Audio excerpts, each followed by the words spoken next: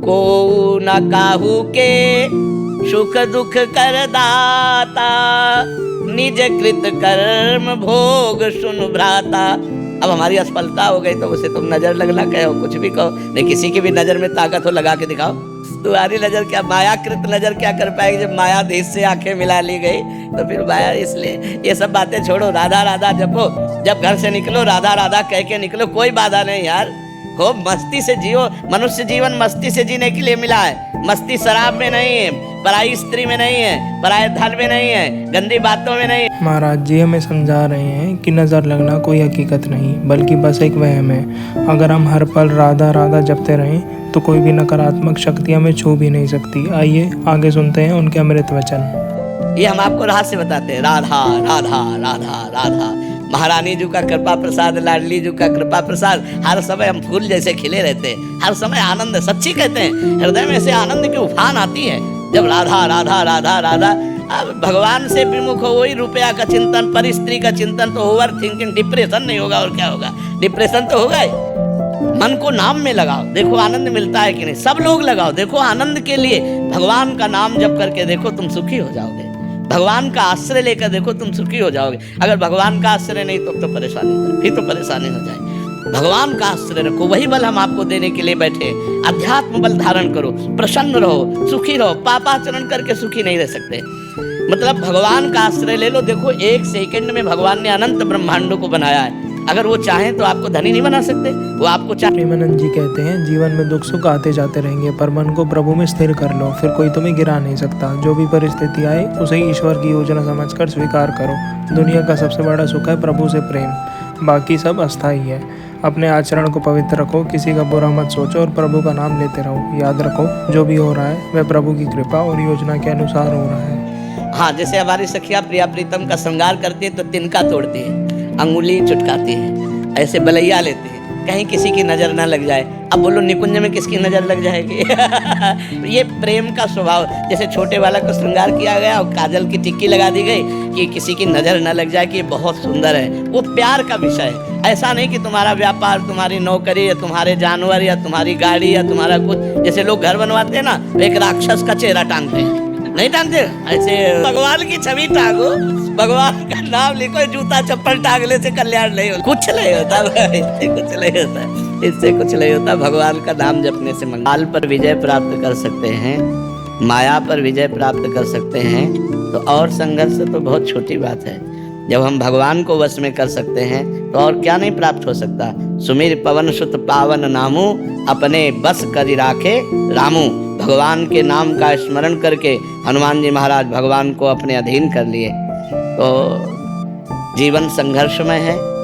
जब हम भगवान का नाम जप करेंगे तो दो काम होंगे, या तो संघर्ष मिट जाएगा और या संघर्ष सहने की सामर्थ्य आ जाएगी, दुख सहने की सामर्थ्य आ जाएगी। भगवान हमको इतनी सामर्थ्य देंगे कि हम दुख सह लेंगे या वो दुख में। प्रेमानंद जी कहते हैं नाम जब से दुख तुरंत मिटे या न मिटे, पर मन इतना दृढ़ हो जाएगा कि कोई दुख तुम्हें हिला नहीं पाएगा। जब प्रभु का नाम होठों पर रहता है तो कठिनाई भी प्रभु की कृपा लगने लगती है। इसलिए चाहे खुशी हो या दुख, प्रभु का नाम लेते रहो। और नाम सच्चिदानंदमय है, तो नाम जपते हुए हम हर संघर्ष को पार कर जाएंगे, या भोग करके या संघर्ष नष्ट हो जाएगा।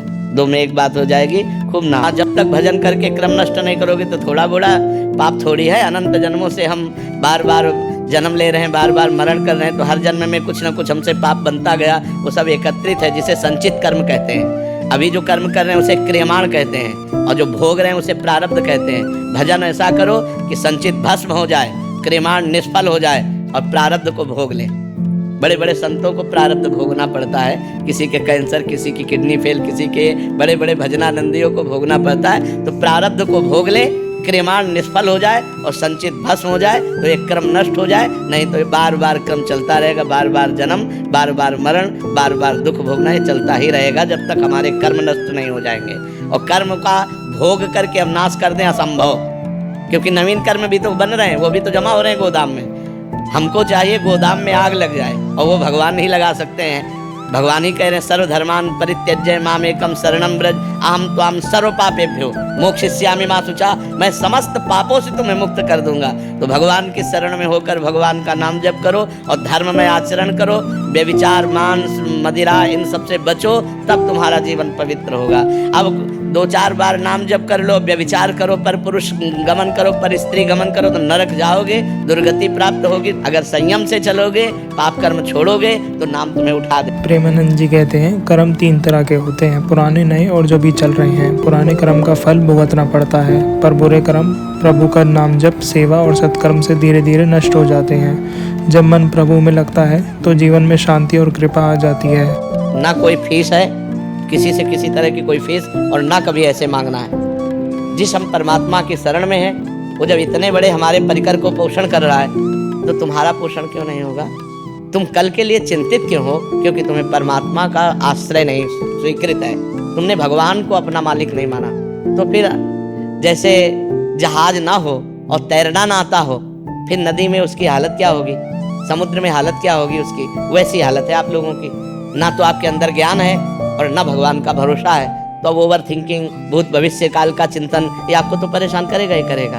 हम कहते हैं राधा राधा नाम जप करो और भगवान के आश्रित रहो, जब तक ज्ञान हो तब तक ब्रह्मचर्य से रहो। देखो आपका अंदर से क्या ज्ञान प्रकट होता है। और किसी को चिंता नहीं, इनको इसलिए चिंता नहीं कि महाराज जी बैठे हैं, हमको इसलिए चिंता नहीं कि भगवान है, सब एक दूसरे के आश्रित होकर भगवान का आश्रय ला, किसी को कोई चिंता नहीं।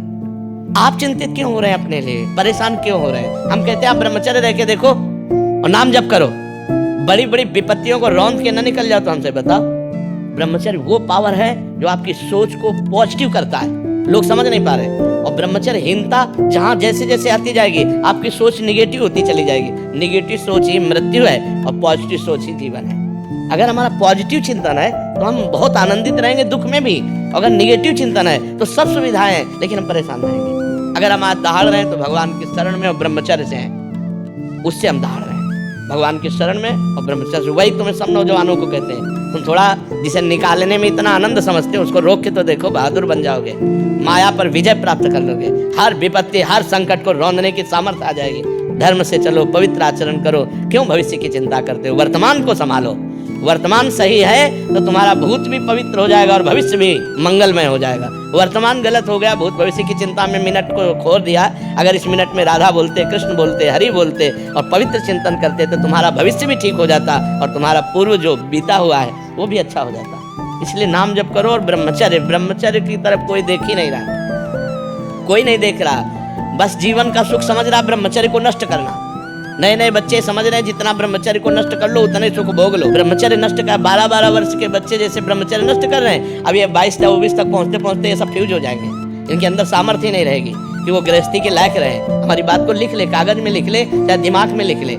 अगर धर्म से चलोगे तो तुम कम से कम संसारिकता का भी तो निर्वाह कर पाओगे, नहीं तो संसारिकता का निर्वाह नहीं कर पाओ। अरे नए बच्चे तो ऐसे टमाटर जैसे रखे होने चाहिए गाल और चेहरा। ब्रह्मचर्य का मतलब क्या होता है? अब ब्रह्मचर्य नहीं तो बुझे बुझे से रखे हैं, अब वही नूडल खाएं, वो हाँ 1 लीटर 1.5 लीटर मठा पी के 4 मोटी रोटी खाकर दंड बैठक मार के किसान आदमी जो है मेहनत, अब ये मोमोज खाकर अब भोजन सही नहीं है, आचरण सही नहीं है, तो विचार कहाँ से पवित्र और सही आ जाएंगे? ये कभी आनंदित होते हो? भगवान का प्रकाश लाते हैं। अगर आपको ये वीडियो पसंद आया हो तो लाइक, सब्सक्राइब, शेयर और कमेंट करना ना भूलें। राधे राधे।